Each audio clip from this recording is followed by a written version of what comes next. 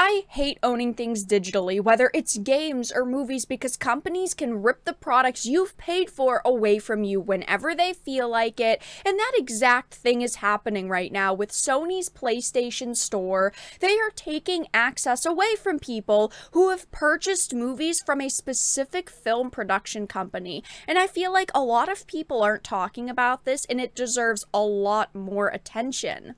I have a few different things to show off, but before we get into the topic at hand, if you enjoy the content that I create, please make sure to subscribe to the channel and hit the notification bell.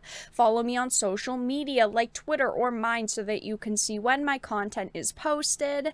And of course, if you do really enjoy the videos and the live streams that I create, please consider becoming a Dark Titan via Patreon for just $1 a month, or support the channel via YouTube memberships. All of the links are in the description, and of course, I do really appreciate all of the support. So I have two different articles that I want to show off, but I wanted to start with this Variety article. It says Sony's PlayStation Store is pulling access to purchased Studio Canal movies next month.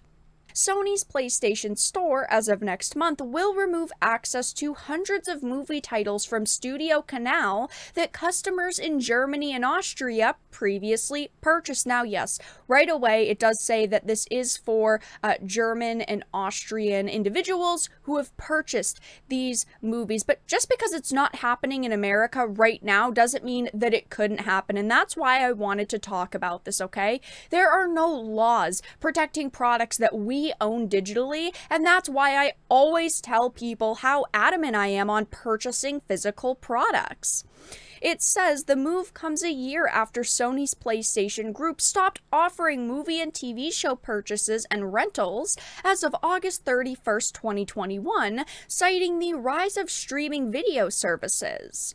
At the time, Sony assured customers that they can still access the movie and TV content they have purchased through PlayStation Store for on-demand playback on their PlayStation 4, PlayStation 5, and mobile devices, but clearly that didn't mean forever. PlayStation posted notices about the impending removal of the Studio Canal content for German and Austrian customers on its website. As of August 31st, 2022, due to our evolving licensing agreements with content providers, you will no longer be able to view your previously purchased Studio Canal content, and it will be removed from your video library, the notices read. And I am going to get into a list in a minute, but we are not just talking about one or two movies here, or even 3 or 4. We are talking about a massive list of titles here. I mean, it goes on, and there are quite a few here that are well-known films. It's unclear whether PlayStation Storefront will refund customers for their purchases of movies that will no longer be available. A Sony rep declined to provide any detail about that, and I highly doubt that they are going to give people money back, because at the end of the day, all they care about is money. They just want to get your money, and they don't care about actually giving you those funds back when something like this happens. It says the list of Studio Canal distributed titles that will be removed include 314 in Germany and 137 in Austria. So let's head on over to this list. As you can see, there are a ton here. I mean, I cannot sit here and read all of these, but the most notable, as it says, are Nonstop, Paddington movies, Hunger Games, John Wick, Saw. The Saw series is on this list. So we're not talking about very unknown films here. We're not talking about just a handful of movies either. And again, this is why I do not like purchasing digital products. We've also seen situations where on things like Netflix or on Disney Plus, content is edited and then they try to sweep it under the rug. So in 2 years, I could watch a movie and it could be content that was edited for the modern audiences of that time, and I wouldn't know that I was supporting a sanitized product. That is also a massive issue with purchasing digital products and consuming digital products, because I don't own the real version that was put out when it originally launched. So anything on these platforms could be edited. And if a platform gets shut down, it's not like you get refunded for what you've purchased. I know the Variety article says they declined to comment for now. They are not going to give people their money back. They never ever do.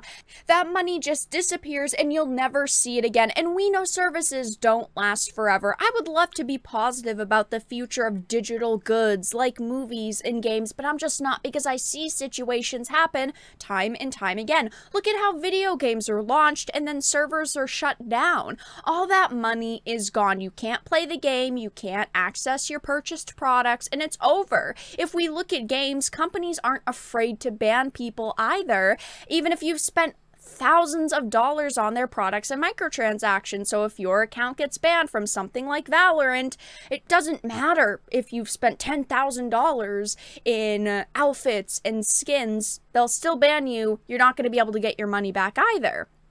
You don't really own what you're buying digitally. And as someone who does spend a lot of money on digital things, it's very worrying to see something like this happen. And more people should be worried about getting their products ripped away from them. Again, this isn't happening in America right now, but it most certainly could. And I'm sure that we are going to see situations happen like this more and more as they continue to push digital goods.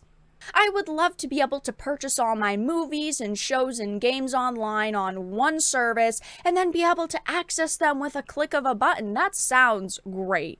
Let's be honest. I think most people think that that sounds great, but unfortunately, it's a very flawed system. You don't actually own the products that you're getting. You're basically licensing them. And there have been articles over the years that have gone up about digital movies. This was one from September 2022. It says, think you own digital movies you buy, think again. And then it talks about kind of the cons of purchasing digital goods. It says 4 reasons you don't actually own digital movies you buy. I mean, there are things like this that go up all the time online, but I do think it's important to point out. It says 1, you can't access your movies whenever you want. Whenever you want to watch a digital movie, you have 2 barriers to overcome. First, you have to have internet access on the device you want to watch, or thought ahead and have the movie downloaded to that particular device. 2, you can't sell your movies or let friends borrow them. This is also a massive problem. If I have a physical product, like look at all the books behind me, okay? Look at this, Game of Thrones right here. I have this, okay? I can give this to someone, I can let them borrow it, I can sell it if I want, but with digital goods, you can't do that. You can't just send it to someone's account and have them send it back after a certain amount of time, or sell it to someone. It says 3, Amazon specifically can lose movie rights or cancel your account at any time. Yeah, this could happen, I mean, on something like the PlayStation storefront. They can lose movie rights, they can cancel your accounts. It happens with video games too. And then it says, what if it goes out of business? This is also another problem. If the company goes out of business, they're not going to give you your money back and you're never going to see that product again. And overall, it sounds like a great idea to have everything digitally, but ultimately it's just a very flawed system. And even though this one situation is happening in Germany, in Austria, it wouldn't surprise me if over the next few months or few years, we see situations like this happening somewhere like in the United States.